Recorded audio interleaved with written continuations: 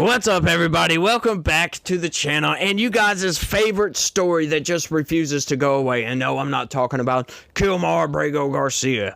No, we're talking Epstein once again, because have you guys, I'm sure you guys have seen, the old comics that used to come in the newspaper, and there was always this I guess you could call it a early form of a meme. I think it was the Dilbert comic. I don't remember exactly, but basically the dude would be walking or something like that, and there'd be a rake on the ground, and he'd step on that rake and that handle would fly right up and hit him in the face.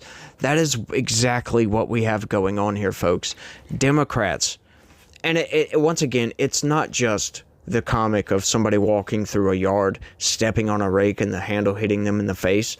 Imagine, just for a second, imagine you have a football field and they have nothing but rakes filling the whole thing.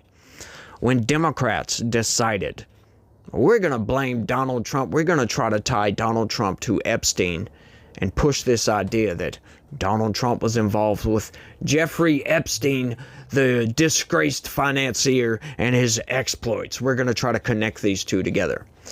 When they did that, they set out on that football field and have been stepping on rakes every single step of the freaking way, folks. Every single step of the way. And I wonder why that is. They think it's a political win for them. But once again, Democrats don't realize the breadth of their folly. I love that word, breadth of their folly.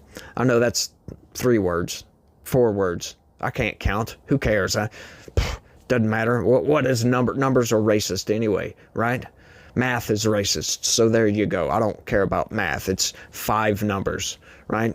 But anyway, just consistently stepping on rakes and getting freaking slammed in the face with the handle. I love this. Check this out, y'all. I got 2 different stories, and I'm gonna go with the rake story here in a minute. But check this out. This one just dropped a few minutes ago, and I wanted to cover it just because of the laughs, just to get a giggly goo out of somebody. In reversal. Ooh, a reversal, huh? Trump says House Republicans should vote to release the Epstein files. In reversal. Okay, once again, folks, we know the corporate press narrative is always Republicans are evil and Democrats are angels, right? Now, hang on just a second. So, ever since Donald Trump got back into office, okay, so Democrats, I don't think it was right when Trump got back into office, but not long after that, right? I think it was when the whole Epstein scandal started to blow up. Democrats pounced on that and said, release the files. They all of a sudden, out of nowhere, were super concerned with releasing the Epstein files and getting justice for the victims, when, their concern has been absent completely under the Biden administration and all the way up until that point. And then all of a sudden, they manufacture a crisis, and then it is the apocalypse, folks, that Donald Trump is not releasing the Epstein files. So, look at that headline right there, in reversal. Okay, hang on just a second, y'all. Hang on just a second. So that would mean that Donald Trump turned around and is coming back the other way, right? So, reversal. So now he's wanting to release the files. Wouldn't that be a 360?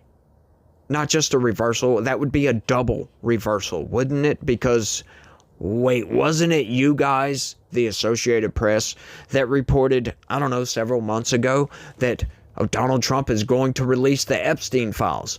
He said that on the campaign trail, according to the corporate press. Hang on, so, wait a minute.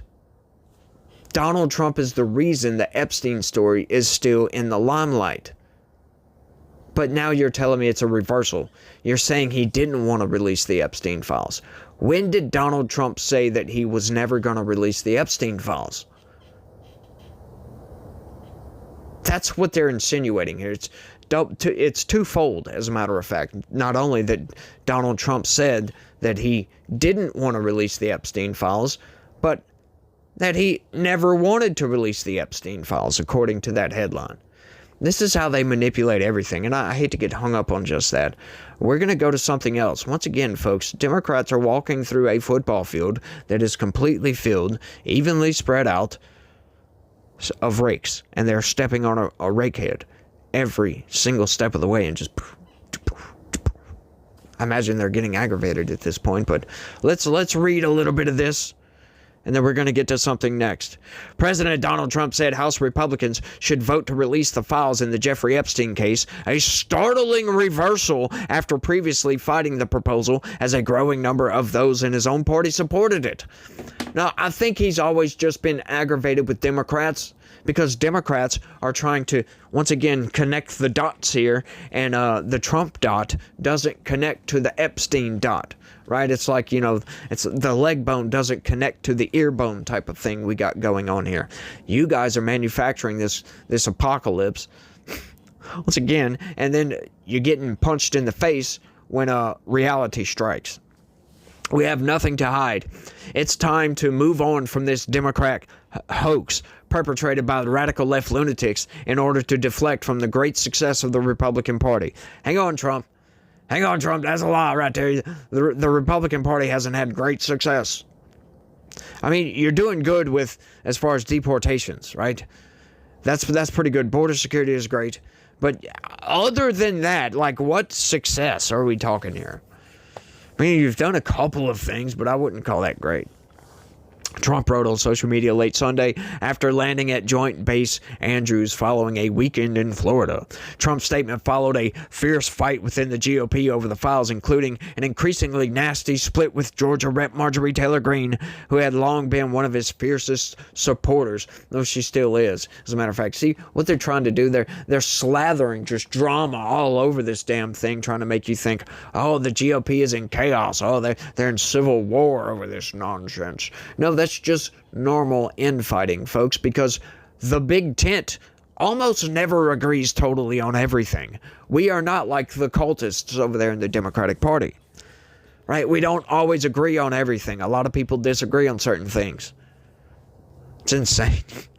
They're trying to drum this up like it's political fallout or something like that. Like, hang on, no, this is just normal, like, bickering back and forth. It's nothing substantial. The president's shift is an implicit acknowledgement that supporters of the measure have enough votes to pass it in the House, you mean, although it has an unclear future in the Senate. It is a rare example of Trump backtracking because of opposition within the GOP. Is that so? Is that so? Oh, is he backtracking? Like, once again, when did Donald Trump say, we're not releasing the Epstein files? He hasn't.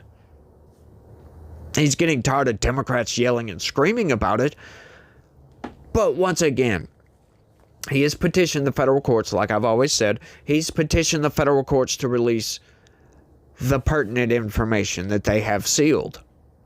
What can he do? We can release everything else, but investigative files and all this other nonsense is just nonsense. We want the juicy bits. Who was involved with Epstein, and all that information just so happens to be sealed. But hey, it's an example of Trump backtracking, I guess. When, hang on just a second, he was asked on the campaign trail, are you going to release the Epstein files? And he said yes. And then come to find out, once everybody got into office, they started taking a look at everything. Hang on just a second. The New York field office up there was hiding some stuff. Oh, and then come to find out they can't release the files because of the federal courts. But he's just backtracking, right? No, they're not telling you the truth. They're manipulating you to make you think that all of a sudden, out of the blue, Donald Trump wants to release. Well, hang on. Where did this whole Epstein scandal come from, by the way? Oh, it came from Donald Trump talking about releasing all the files. In his return to office and in his second term as president. Isn't that the same thing? Trump has largely consolidated power in the Republican Party. You see what I mean, folks? Republicans are evil and Democrats are angels. I don't care, Trump wrote in his social media post. All I do care about is that Republicans get back on point. Lawmakers who support the bill have been predicting a big win in the House this week, with a deluge of Republicans voting for it, bucking the GOP leadership and the president. That's so funny. In his opposition to the proposal, Trump even reached out to two of the Republican lawmakers who signed it. One, Colorado Rep. Lauren Boebert, met last week with administration officials in the White House Situation Room to discuss it. The bill would force the Justice Department to release all files and communications related to Epstein, as well as any information about the investigation into his death in federal prison. Information about Epstein's victims or ongoing federal investigations would be allowed to be redacted. Of course it would. There could be 100 or more votes from Republicans, said Rep. Thomas Massie, among the lawmakers discussing the legislation on Sunday news show appearances. I'm sorry, I don't know why I read it like that. I just kept thinking the sentence was going to end, and it just never ended. I'm hoping to get a veto-proof majority on this legislation when it comes up for a vote. Massie and Rep. Ro Khanna introduced a discharge petition in July to force a vote on their bill. That is a rarely successful tool that allows a majority of members to bypass House leadership and force a floor vote.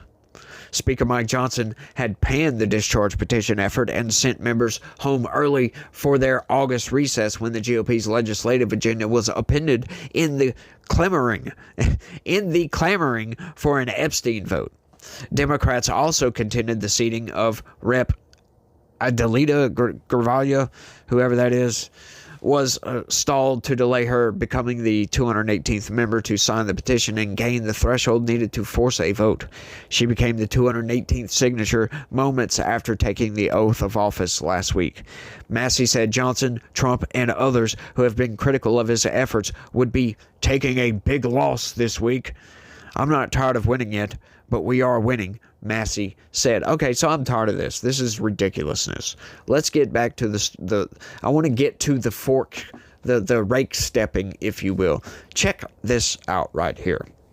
Epstein advised delegate by text during hearing. Now, that headline doesn't really sound like much, does it? No, but this is massive, y'all. In the haste, I guess you could say, of Democrats to get all these emails and all these messages and all this nonsense out into the ether to try to character assassinate Donald Trump, right? To try to smear Donald Trump and go after this man. They, once again, stepped on a rake several times over. They released information that actually implicates them in some sort of conspiracy here. Let's read the news. Newly released records reveal that Jeffrey Epstein exchanged text messages with Delegate Stacey Plaskett of the U.S. Virgin Islands during a high-profile House hearing in 2019, while lawyer Michael Cohen was testifying about then President Trump. The texts, made public by House Oversight Committee, suggest Epstein was attempting to influence the Democrats' line of questioning, the Washington Post reports. In a statement to CNN, a spokesperson for Plaskett said that during the hearing, the delegate received texts from the staff, constituents, and the public at large offering advice, support, and in some cases, partisan vitriol, including from Epstein. So Epstein was actually texting with Stacey Plaskett here, telling her to ask specific questions to Michael Cohen. And she did, folks. So what was Stacey Plaskett doing with Jeffrey Epstein's phone number? Democrats are stepping on rakes all over the place, folks. This is implicating Democrats in a cover-up here. Epstein alerted Plaskett when Cohen mentioned Ronna Graff, a longtime Trump executive assistant, prompting Plaskett to ask Epstein for clarification. Quick, I'm up next. Is that an acronym? Before she questioned Cohen. That's his assistant, he answered. Epstein, who was a convicted sex offender at the time, but had not yet been charged with federal sex trafficking crimes, offered Plaskett advice and encouragement throughout the hearing, including comments on her appearance and suggestions about topics to pursue, per the Post. Yeah, this was covered by the Washington Post, of course. So she knew that Jeffrey Epstein was basically a scumbag pedo, a disgraced financier, according to the corporate press, which is so funny to say. But anyway, so she knows about this, right? And she's texting with this guy. Let me get some dirt on Donald Trump. So they're colluding with Epstein here. Once again, the dog that won't bark. That gives whole new meaning to that, does it not? Whole new meaning to that. Oh, that is the dog that won't bark. I think I made that supposition in one of my videos covering when those emails came out. I'm like, this could mean anything, right? It could mean that, Donald Trump is, I don't know, he's not a snitch. Or it could mean that he's not biting. In other words, right? He won't bark. He won't latch on to these underage girls and do my bidding, basically. The dog that won't bark. It's funny, but that gives whole new meaning to that, doesn't it? So they're trying to cover this thing up. This is so fascinating if you ask me, y'all. He's opened the door to questions. I don't know why that's there. Who are the other henchmen at Trump org? Read one text from Epstein. I don't know what that's supposed to mean. In response, yep, very aware and waiting for my turn. They also texted before the hearing about Cohen, though no context was provided. He'll talk about his ranks, Plaskett texted. What privilege stands behind the non-release of college transcripts? Epstein replied, his ties to U.S. territory included owning a home on Little St. James since 1998, per the CNN. This is so fascinating. You know what else is even more fascinating about this? Is Stacey Plaskett, before getting elected to Congress. Yeah, so she worked for the government out there in a role that actually gave Epstein some tax carve-outs. That's fascinating. And then what's even more fascinating about that, she worked for Epstein's fixer. That's interesting. Worked for this fixer before getting elected to Congress. So, I wonder how deep the involvement with Democrats go here. Just wonder how deep. We will never know. Or will we know when they vote for this, folks? And I guess Trump is all on board. He's like, screw it at this point. Let's get it out there. Might as well. Right? Because Donald Trump's name has been smeared to about the greatest degree I think it can. At least coming from Democrats. You watch the CNN cope with all this. Like CNN, the corporate press, the mainstream news, watch these people cope with all this. And they are sitting there finger pointing, talking about smoking guns and all this other nonsense. And it's like, hang on, did you read the texts at all? Like, it's not a smoking gun. They're so freaking cryptic that we can't decipher exactly what the hell they mean. So what the hell's going on with this? We have no freaking clue. We have no freaking clue whatsoever. But now that this has come out, hang on just a second. Hang on. This story shows that Democrats will do just about anything to get at Donald Trump, including walking through a football field-sized field full of rakes, stepping on every single rake and getting slammed in the face every single step to get to the end of their Trump derangement syndrome. And the end of their Trump derangement syndrome ends with Donald Trump locked up in jail. So they will do just about anything. It's so fascinating. I read a news article earlier talking about the judge for the Comey case is thinking about throwing the whole thing out because it appears to be a weaponized federal government. Like, are you kidding me with that? Hang on. Where were you, Mr. Judge, when they were doing this exact same thing to Donald Trump? Show me the man, and they pointed to a crime that was actually not really a crime. They had to go after him civilly for fraud. They couldn't go after him criminally for fraud because there was no fraud. There was actually no fraud. And then the whole business records nonsense was just outright garbage. So where were you guys for Alvin Bragg when Donald Trump's due process rights were being violated? They were closed-lipped, as a matter of fact. Closed-lipped.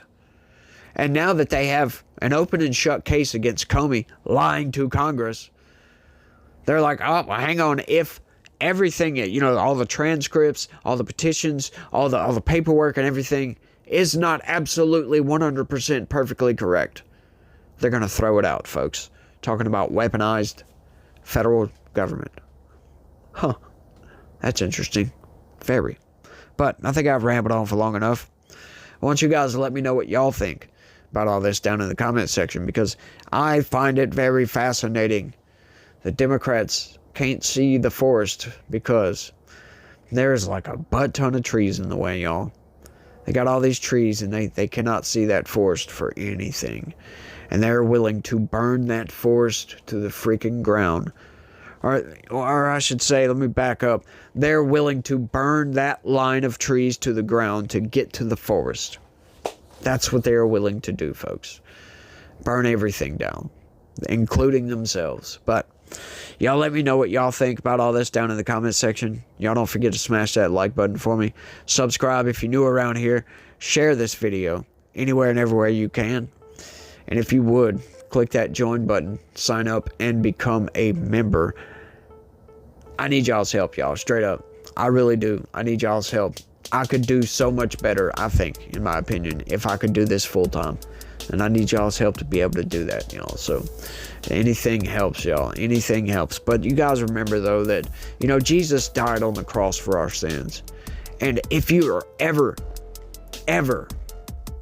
without purpose, or you think you are without purpose, God will give you a purpose, folks. God will give you drive, give you meaning, give you something to strive for. Strive for perfection, right? We can do it. We can operate our daily lives free of sin. It's possible. It's not easy, though. It is the hard road to take. Operating free of sin. Trying to just turn off all the nonsense and just do what you know is right. And pray. That's what I say. Pray to God on a daily basis, y'all. But look, that's all I got. Y'all let me know what y'all think. And you guys try to have a good day. Stay legitical. Peace.